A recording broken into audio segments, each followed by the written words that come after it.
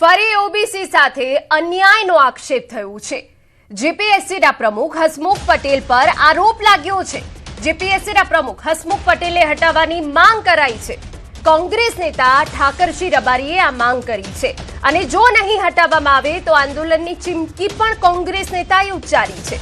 OBC સાથે અન્યાય કરતા હોવાનો આરોપ, મૌખિક પરીક્ષામાં માર્ક્સ કાપી નખાતા હોવાનો આરોપ। અગાઉ હરી ચૌધરીએ પણ આ જ આરોપ લગાવ્યો હતો। ફરી આ પ્રકારના આક્ષેપથી હવે ખળભળાટ મચી ગયો છે। ઓબીસીના દીકરાઓ એ દોડમાં વધુ આવે અને પાસ થઈ જાય, જેના કારણે હસમુખ પટેલ અને એમની આખી ટીમે ભેગા થઈ અને દોડના ગુણ, રનિંગ મેદાનના પોલીસ ભરતીના ગુણો કાઢી નાખવામાં આવ્યા। અત્યારે પહેલાં પણ એક ચૌધરી સમાજના દીકરાને અન્યાય થયો। ઓબીસીના તમામ દીકરાનો, ઓબીસીનો ગુજરાતમાંથી એકડો કાઢી નાખવા માટે હસમુખ પટેલ પાછળ પડી ગયા। ખબર નહીં કે આ પ્રજાતિ, આ ઓબીસી સમાજ એ શું હિન્દુસ્તાનનો સમાજ નથી? દેશના વડાપ્રધાનમાં ઓબીસીના છે, ગુજરાતના મુખ્યમંત્રી, ગૃહમંત્રી અને ઓબીસીમાં આવતા તમામ મંત્રીઓ હોય, ધારાસભ્યો હોય, સંસદ હોય, તમામને વિનંતી કરું છું કે ગુજરાતમાં ઓબીસીનો સત્યાનાશ કરવાનો કોઈ કાવતરું કર્યા હસમુખ પટેલ કર્યા છે। આની સામે જો તાત્કાલિક એ જીપીસીસી બોર્ડમાંથી નહીં હટાવવામાં આવે, ઓબીસીના દીકરાને અન્યાય થઈ રહ્યો છે, એ અન્યાય સામે લડતના મંડાણ બનાસકાંઠા, વાવથરા, ઉત્તર ગુજરાતની ધરતી ઉપરથી કરીશું અને જે પરિણામો આવશે એ ભોગવવાની તૈયારી સરકારે રાખવી પડશે। સમાચાર મહેસાણામાંથી રાધનપુર રોડ પર અકસ્માત, રખડતા ઢોર સાથે ટક્કર બાદ કાર પલટી, કારમાં સવાર પતિ અને બાળકને ઈજા પહોંચી હોવાની વિગતો છે। અકસ્માતમાં પશુને પણ સામાન્ય ઈજા પહોંચી। રસ્તા વચ્ચે બેઠેલા પશુ બન્યો અકસ્માતનું કારણ। સ્થાનિક લોકો તરત જ મદદ માટે દોડી આવ્યા। અકસ્માતમાં પશુની ઈજા પહોંચી હોવાની વિગત છે। રાધનપુર રોડ પર આ અકસ્માત થયો છે। રખડતા ઢોરના કારણે ટક્કર બાદ કાર પલટી ગઈ અને કારમાં સવાર પતિ અને બાળકને ઈજા પહોંચી છે। આપને જણાવી દઈએ કે પતિ અને બાળકની સારવાર અર્થે ખસેડવામાં આવ્યા છે, પરંતુ રસ્તા વચ્ચે બેઠેલો પશુ અકસ્માતનું કારણ બન્યું। સમાચારમાં આગળ વધીએ। નાસિરનગર ડિમોલિશન મામલે હાઈકોર્ટનો આદેશ। બાકી મકાનો હાલ નહીં તોડવાની મનપાની બાંહેધરી। નોટિસ વિના ડિમોલિશન નહીં કરવાનો આદેશ। કાર્યવાહી પહેલા કાયદેસરની પ્રક્રિયા ફરજિયાત।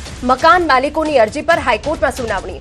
સુરત મનપાને કાયદા મુજબ જ પગલાં ભરવા સૂચના। સમાચાર રાજકોટમાંથી। ભાજપના મહિલા કોર્પોરેટરના પતિ જુગાર રમતા ઝડપાયા। અમિત ચૌધરી સહિત 5 જુગાર રમતા પકડાયા। વોર્ડ નંબર 1ના કોર્પોરેટર સેજલ ચૌધરીના પતિ છે અમિત ચૌધરી। ગાંધીગ્રામ પોલીસનો વંશરાજ એન્ટરપ્રાઇઝમાં દરોડો, લાખના બંગલા પાસેની ઓફિસમાં ચાલતો હતો જુગાર। પોલીસે અંદાજે 45,000નો મુદ્દામાલ કબજે કર્યો। 5 સામે ગાંધીગ્રામ પોલીસે કાર્યવાહી હાથ ધરી છે।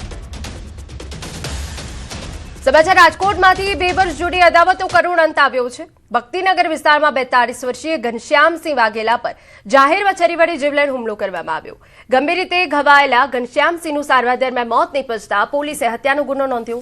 પ્રાથમિક તપાસમાં આડા સંબંધો અને 2 વર્ષ જૂના હત્યાના પ્રયાસા કેસમાં સમાધાન ન થવાની અદાવત આ હત્યા પાછળનું કારણ હોવાનું સામે આવ્યું। પોલીસે ગણતરીના કલાકોમાં મુખ્ય આરોપી ધર્મેન્દ્રસિંહ વાઘેલાની અટકાયત કરી, જ્યારે હુમલામાં સંડોવાયેલા અન્ય એક શખ્સની શોધખોળ શરૂ કરી છે।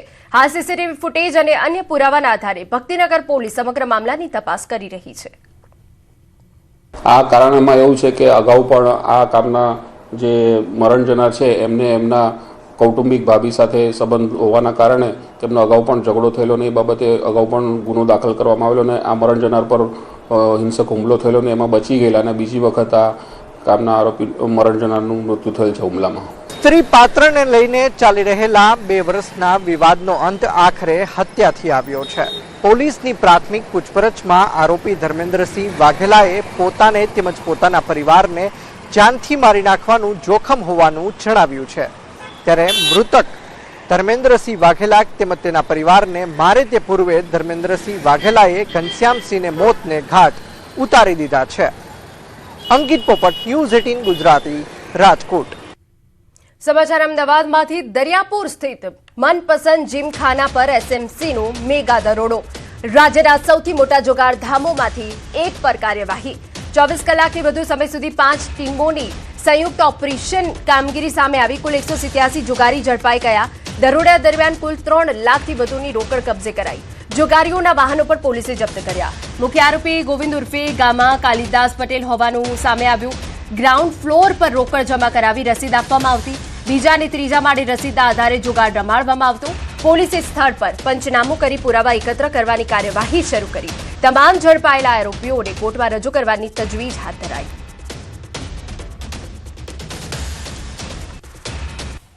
આજરોજ બાતમીના આધારે દરિયાપુર ખાતે મનપસંદ જીમખાના પર રેડ કરવામાં આવેલી છે. જુગારની રેડ છે. અમે જે છે એ એમાં લગભગ 150 પ્લસ જે છે એ લોકો જે છે રમી રહ્યા હતા. એ લોકોને હાલ અત્યારે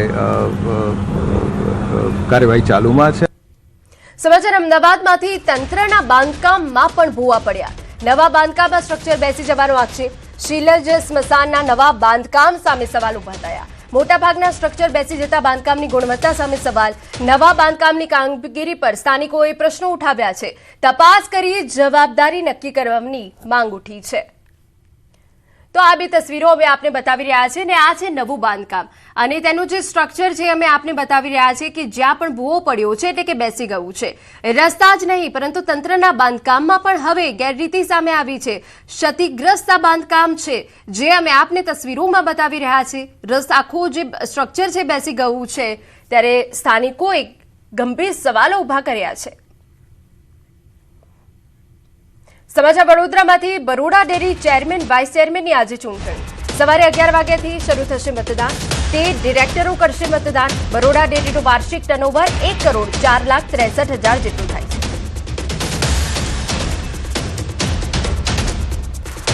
સમાચાર વડોદરામાંથી કરજણમાં મહાકાય મગરનો કહેર. જૂના બજાર નજીક મહાકાય મગરે ડુક્કરનો શિકાર કર્યો. વરસાદ બાદ રહેણાંક વિસ્તારમાં મગર દેખાતા ભયનો માહોલ. બાળકોને કેનાલ, તળાવ અને પાણી ભરાયેલા વિસ્તારોની આસપાસ ન જવાની અપીલ કરી. તો આ એ તસવીરો અમે આપને બતાવી રહ્યા છે કે જ્યાં મહાકાય મગરે ડુક્કરનો શિકાર કર્યો છે, તે વચ્ચે હવે જે રહેણાંક વિસ્તારો છે ત્યાં હવે ભયનો એક માહોલ જોવા મળી રહ્યો છે. કરજણમાં મહાકાય મગરનો કહેર જોવા મળી રહ્યો છે. જૂના બજાર નજીક જ આ ઘટના બની છે. મહાકાય મગરે ડુક્કરનો શિકાર કર્યો છે, પરંતુ ચોમાસાની સિઝનમાં કે જ્યાં પાણી ભરાવાના કારણે રહેણાંક વિસ્તારોમાં મગર ઘૂસી આવતા હોય છે અને જ્યાં લોકો ભયનો માહોલ ફેલાયો છે. વડોદરાના રોડ પર ફરવા નીકળ્યો મગર. જાહેર માર્ગ પર મહાકાય મગરની લટાર જે અમે આપને આ વિડીયોમાં બતાવી રહ્યા છે. દુવાડ ચોકડી નજીકનો આ વિડીયો છે જે વાયરલ થયો છે.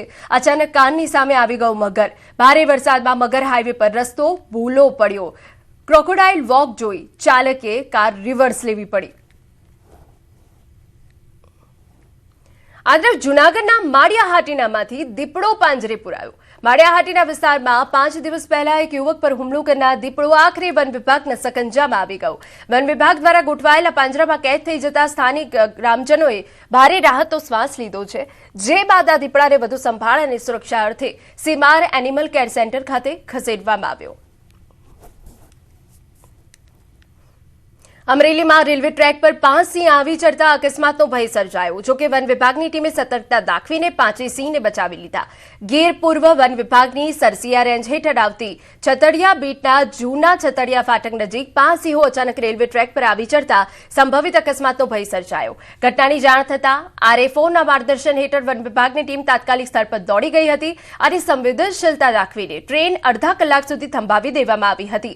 વન મિત્ર અને રેલ મિત્રની ટીમે સતત દેખરેખ રાખીને ટ્રેક પરથી તમામ 5 સિંહોને સહી સલામત રીતે તેમના કુદરતી રહેઠાણ તરફ દોરી જઈ મોટી દુર્ઘટના ટાળી હતી. સમાચારમાં આગળ વધીએ. જૂનાગઢ RTOમાં ડ્રાઇવિંગ લાયસન્સના નિયમોને લઈ સિનિયર સિટીઝન્સમાં હવે ભારે અસંતોષ જોવા મળ્યો. વર્ષો સુધી સુરક્ષિત રીતે વાહન ચલાવનારા વડીલોને હવે લાયસન્સ રિન્યૂ કરાવવા અને ગિયરવાળા લાયસન્સને ગિયર વગરના લાયસન્સમાં બદલવાના કાયદાકીય પ્રક્રિયાનો સામનો કરવો પડી રહ્યો છે. સિનિયર સિટીઝનોનું કહેવું છે કે તેમની ઉંમર અને શારીરિક સ્થિતિને ધ્યાનમાં રાખી નિયમોમાં રાહત આપવામાં આવે.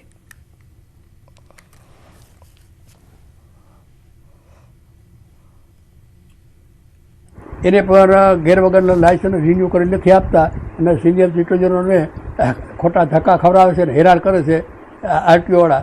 તો RTOવાળા સિનિયર સિટીઝનોને મદદરૂપ થવાને બદલે આ હેરાન કરે છે. તો આવા હેરાન ન કરવા દે. મુશ્કેલીમાં એવું છે કે જો મોટી ઉંમરના તમે કહો છો કે મોટી ઉંમરના હોય અને રિન્યુ રીટેસ્ટ આવે તો એ ટેસ્ટ આપી નથી શકતા અને ફેલ થાય છે, તો પછી આપણે એ કેટેગરી સરેન્ડર કરાવવી જોઈએ અને નવું ક્લાસ લેવું જોઈએ વિધાઉટ ગિયરનું, અને એની અંદર પેલા લર્નિંગ લાઇસન્સ અને પછી ટેસ્ટ દઈને પાકું લાઇસન્સ લઈ શકે. તો સમાચારમાં હવે આગળ વાત કરીએ તો છોટાઉદેપુરના કવાંટ તાલુકામાં આવેલો નવલાજા રેણધા માર્ગ છેલ્લા 5 વર્ષથી નવીનીકરણની રાહ જોઈ રહ્યો છે. ગુજરાત અને મધ્યપ્રદેશ જોડતો અંદાજે 15 કિલોમીટર લાંબો આ માર્ગ હાલ અત્યંત બિસ્માર હાલતમાં છે. ઠેર ઠેર પડેલા ખાડાઓના કારણે વાહન ચાલકો અને સ્થાનિકોને ભારે હાલાકીનો સામનો કરવો પડી રહ્યો છે. જ્યારે ચોમાસામાં વરસાદી પાણી ભરાતા અકસ્માતનો ભય વધુ વધી ગયો છે. આ રોડને 5 વર્ષથી બનાવતા નથી, ખાડા પૂરતા નથી. હાલમાં ચોમાસાની સિઝન છે, ખાડા પડેલા છે, 108 ને આવવા તકલીફ છે, માણસો ગાડી અથડાય છે. ખાડામાં ચોમાસાની સિઝન છે એટલે ખાડામાં ગાડી જતી રહે છે, પડી જાય છે માણસો અને વાગે છે. શાકભાજી લઈને જવાનું રહે, ડીઝલ પેટ્રોલ લેવાનું જવાનું રહે, ખતર લેવાનું જાય, બિયારો લેવાનું જાય, અસ્પતાલ જવાનું, બુડેલી રહે, ગવાટ રહે. ખાડા કેટલા છે, રાતના બેવા પડે, મોટા મોટા ખાડા છે, પડી જાય, ગાડી બી ખરાબ થઈ જાય, કબાણી બી તૂટી જાય, ટાયર ફૂટી જાય, બધું તકલીફ પડે છે અમારે. આ તે 4-5 વર્ષ થઈ ગયા. આંતરરાજ્યને જોડતા આ માર્ગ પરથી દરરોજ મોટી સંખ્યામાં વાહનો પસાર થાય છે, પરંતુ બિસ્માર રસ્તાના કારણે એસટી બસ સેવા પણ અસરગ્રસ્ત બની છે. વિદ્યાર્થીઓ, દર્દીઓ અને ગ્રામજનોને ભારે હાલાકી ભોગવવી પડી રહી છે. સ્થાનિકોએ માર્ગના તાત્કાલિક સમારકામ અને નવીનીકરણની માંગ સાથે ચેતવણી આપી છે કે વહેલી તકે કાર્યવાહી નહીં થાય તો તેઓ આંદોલનનો માર્ગ અપનાવશે.